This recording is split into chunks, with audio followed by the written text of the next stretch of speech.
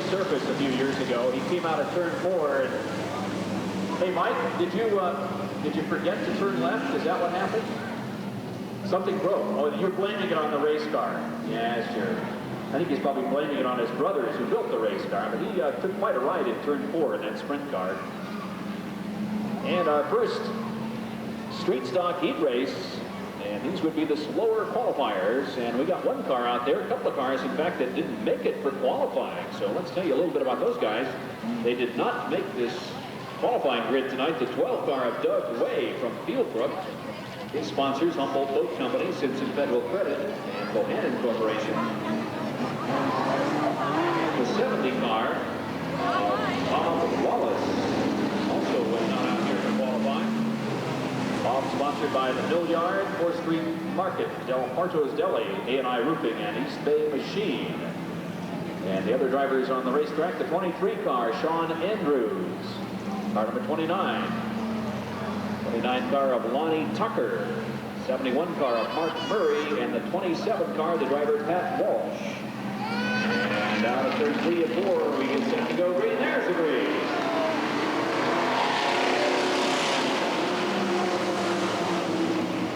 Lap heat race. These would be your slower qualifiers. Walsh out in front in the George Kiesner, number 27.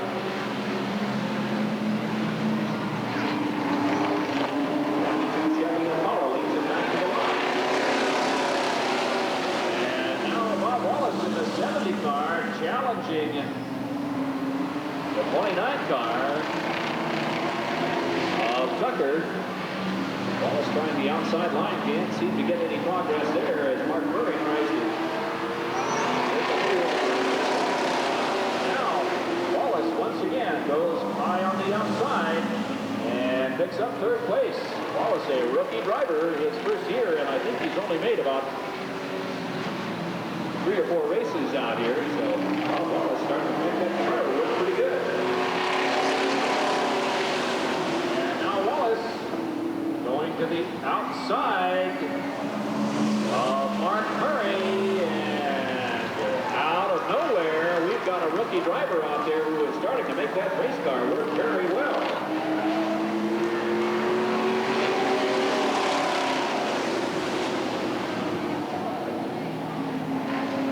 Pat Walsh, Bob Wallace, Mark Murray, and Lonnie Tucker, Wallace and Walsh. And now Murray trying to get back in there. They're going to start lap number 6 halfway there.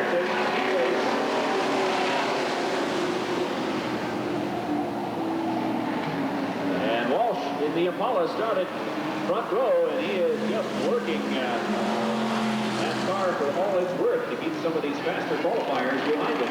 Wallace going way high. That is not the place to be. Great shot of yellow. If you get too high on this racetrack, generally you see these cars just start spinning around. It just doesn't work. So our first yellow flag of the night in racing competition comes out on lap number 7 of our first street stock heat race. And a little bit of the pressure on Pat Walsh will be relieved as one of his competitors will end up in the back of the pack here when we get going again. Car owner George Kiesner. And Tim McEwen says one more time around and we'll get it going.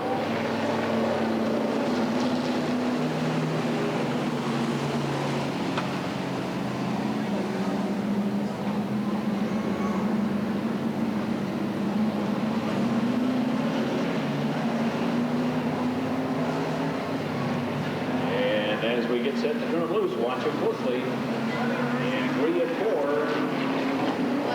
There's your green.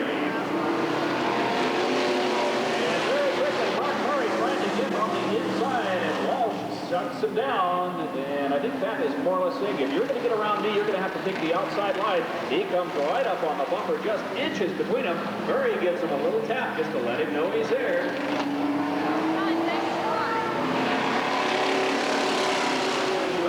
Trans Am, and now Bob Wallace getting back into it. He's very quickly gotten back up with the leaders, and he could become a factor here.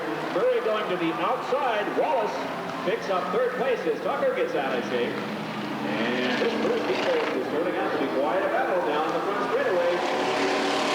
Murray on the outside, trying to use that high line, and can be tough. Now Wallace in the Camaro slipping by to the inside. Now he may get boxed in there, but he's going to try and pick up second place. They'll look for the white flag this time around. One more lap.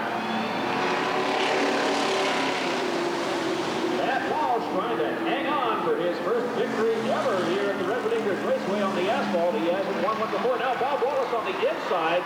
A three-car battle. And Murray is going to try that outside line. Here they come back to the line. Here it is.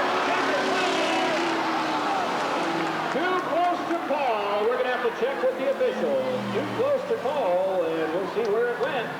Between Walsh and Murray and Wallace, they were right there. Right there. 1972 Chevy Impala.